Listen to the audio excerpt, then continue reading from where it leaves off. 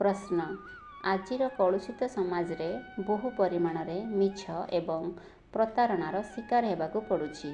कौनसी कारण नथाई मध्य निंदित हेबाकु पड़ुछि। सेथिपाई महाराज समाज रे शांत सरल लोक माने किपरि चलिबे? उत्तर जदि आमे बहुत सीधा साधा एवं सरलतारे चलिबा तेबे आमर बहुत क्षति होई जिवो। जदि अत्यधिक सीधा सरल हेबो लोके तुमको बोका बोली भाबिबे। अल्प चातुर्य बा चालाकी आवश्यक अटे, नहेले लोके तुमको बुद्धू बनई देबे।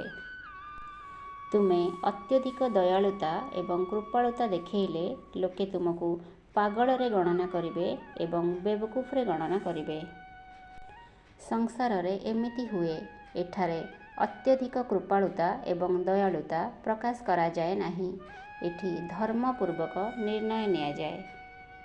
एई भली वीडियो देखिबाकु चाहुथिले चैनलटी को सब्सक्राइब करंतु एवं लाइक शेयर करी कमेंट रे राधे राधे लिखंतु।